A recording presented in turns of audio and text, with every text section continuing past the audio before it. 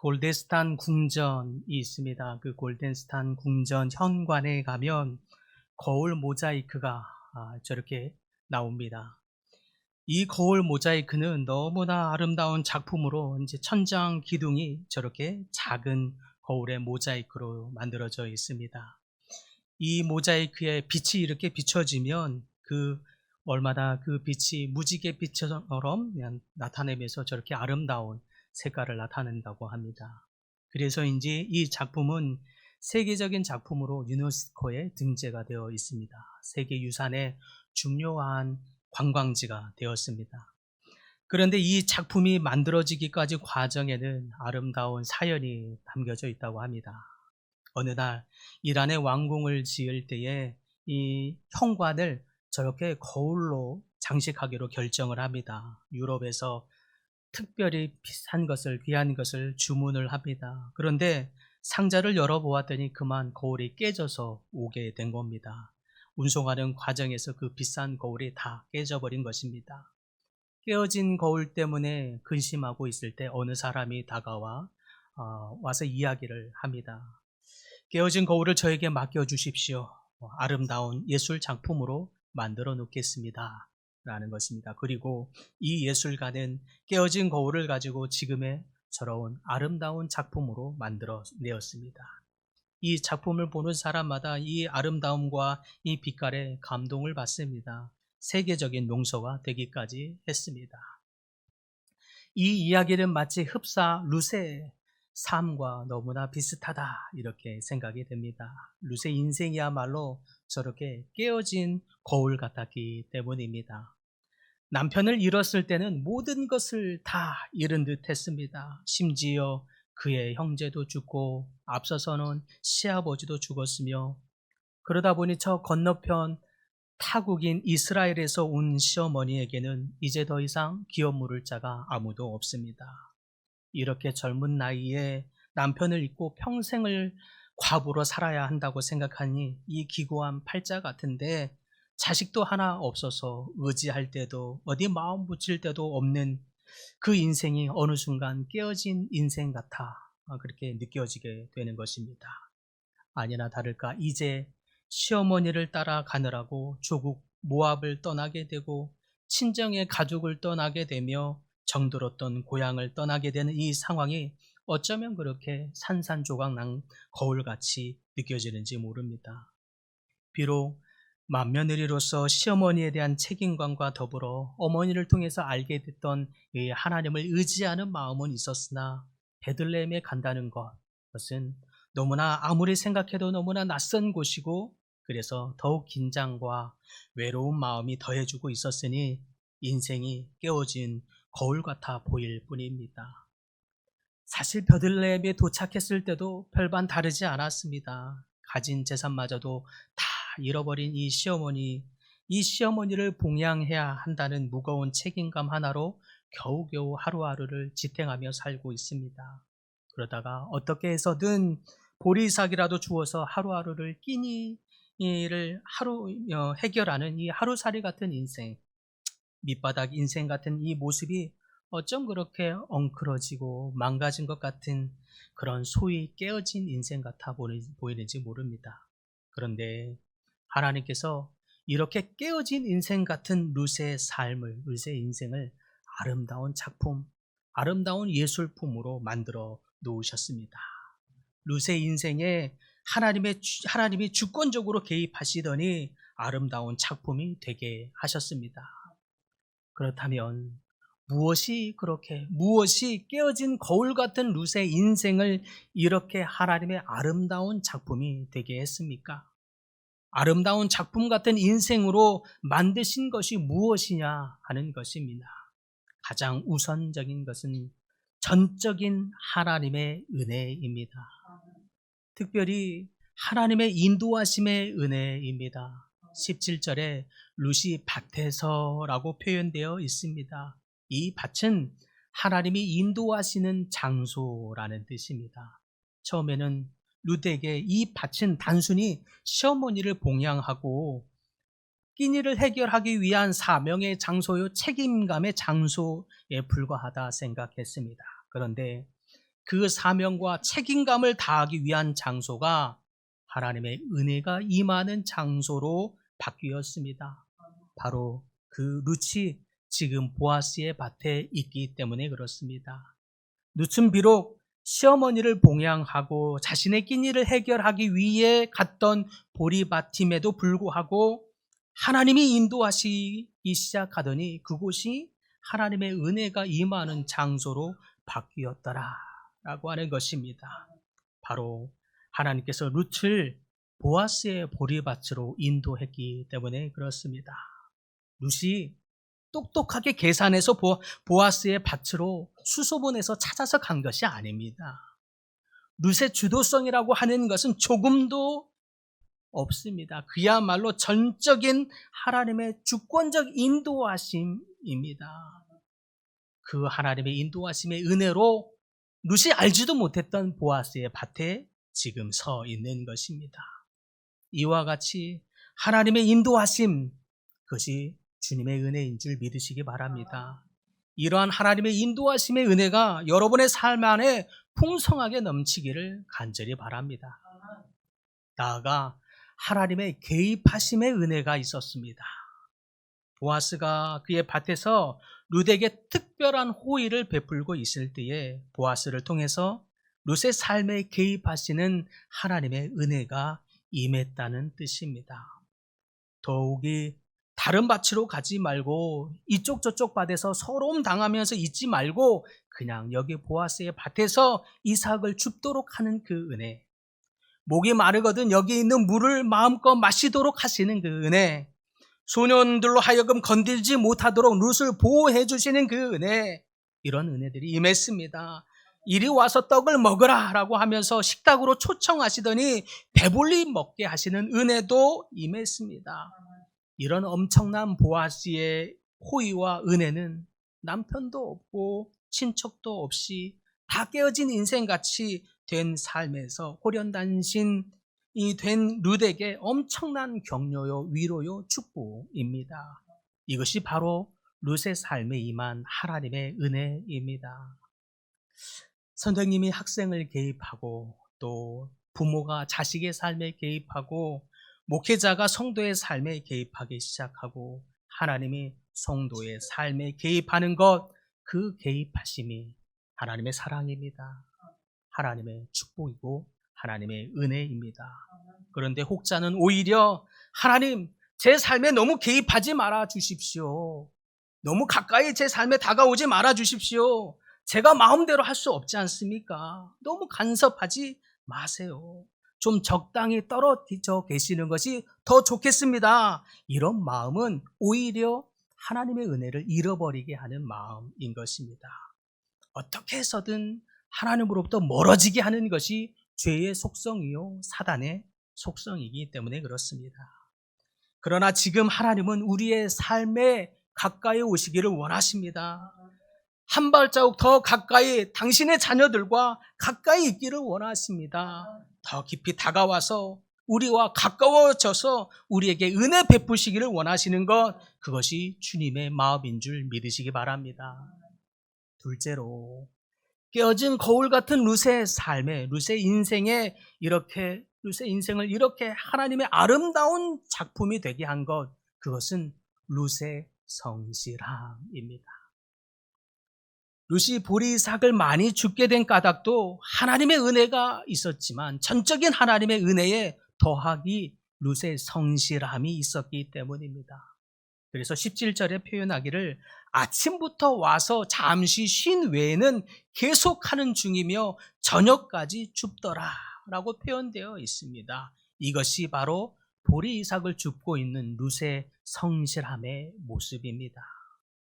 아침부터 와서 잠시 쉰 외에는 지금까지 계속하는 성실함, 아침부터 저녁까지 쉬지 않고 보리삭을 줍고 있는 성실함, 그러다 보니 보리삭을 한 에바나 줍게 되었다고 나옵니다. 이것이 룻의 성실함에 대한 보답이자 결과, 열매입니다.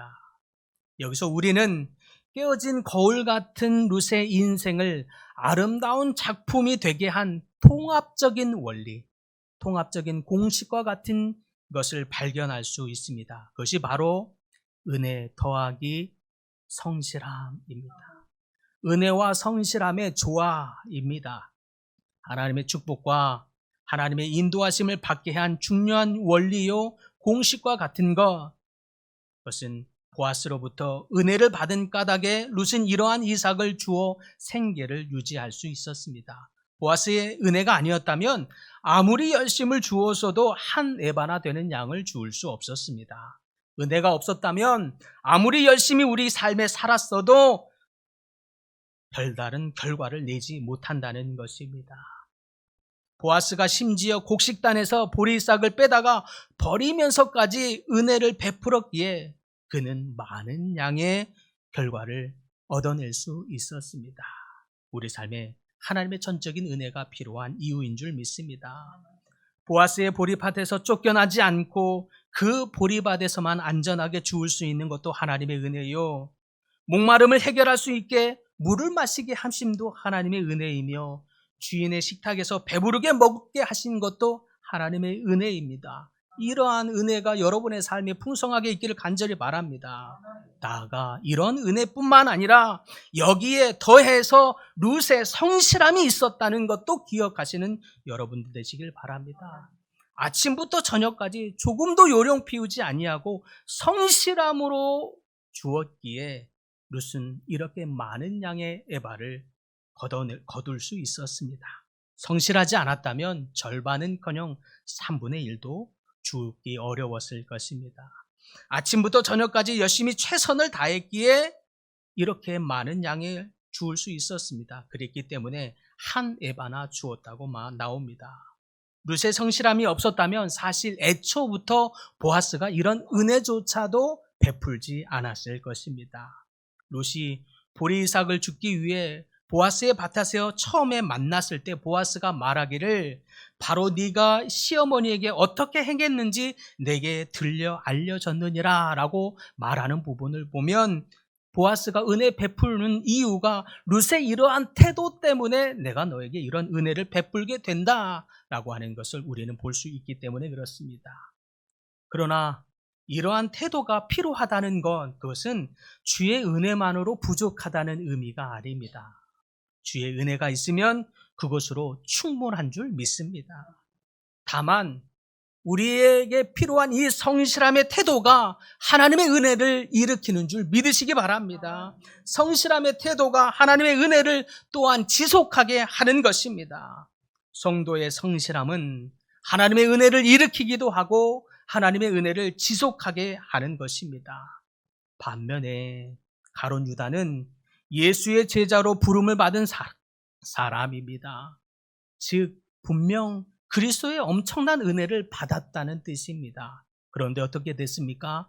그의 태도가 그 많은 엄청난 은혜를 잃어버리게 만들었습니다. 주의 제자로 부름받았음에도 불구하고 그 신분을 잃어버린 것입니다.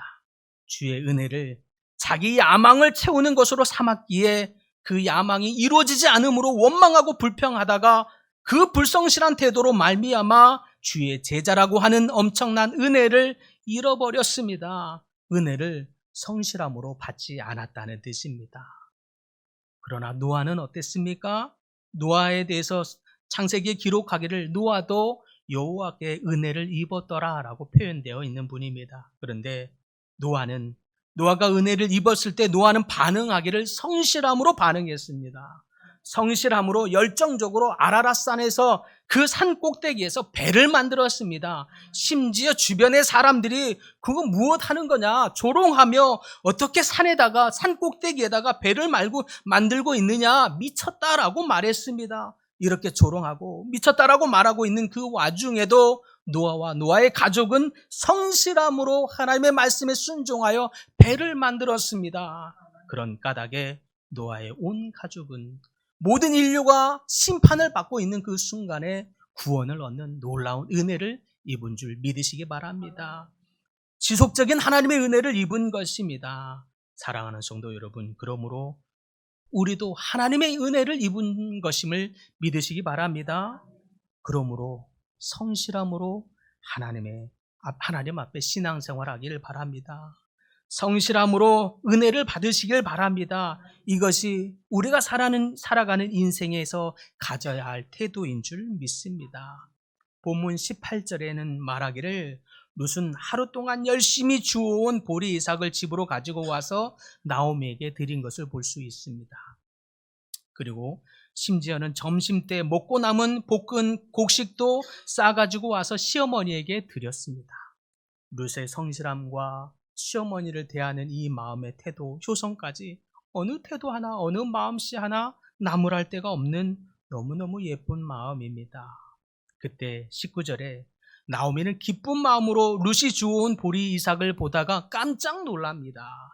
너무나 많은 보리 이삭을 주워왔기 때문에 그렇습니다.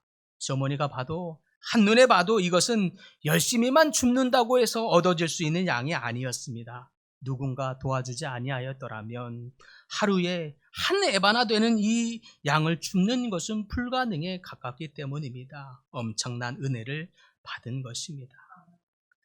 이처럼 하나님의 은혜와 룻의 성실한 태도가 만나서 맺어진 열매는 이와 같은 것입니다. 하나님의 은혜와 룻의 성실한 태도가 만나 맺어지는 열매는 한 에바나 되는 양의 보리 이삭을 줍게 되는 것입니다.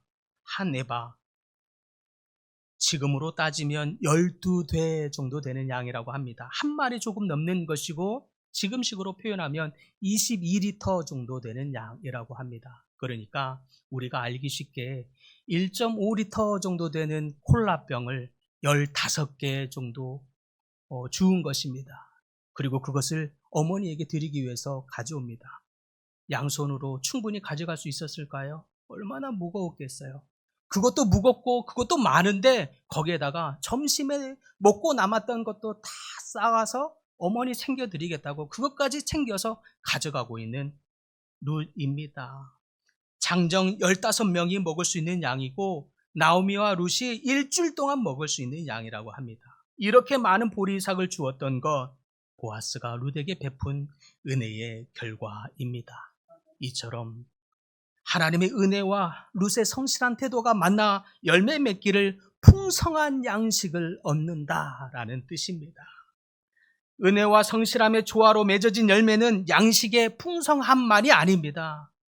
완전히 산산조각 난 것 같은 가문이 회복되는 회복의 열매를 맺으시는 줄 믿으시기 바랍니다.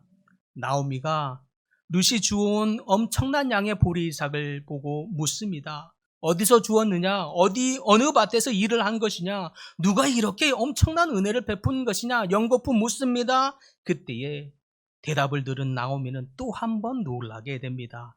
은혜를 베푼 자가 다름 아닌 보아스였기 때문에 그렇습니다. 그는 필경 우리 집안의 유력자요 기업물을 책임이 있는 자, 히브리어로 고엘이라는 뜻입니다. 영어로 리디머입니다. 고엘의 뜻은 자식을 낳지 못하고 죽은 자의 미망인과 결혼해서 자식을 낳아 대를 잇게 하는 책임이 있는 자라는 뜻입니다.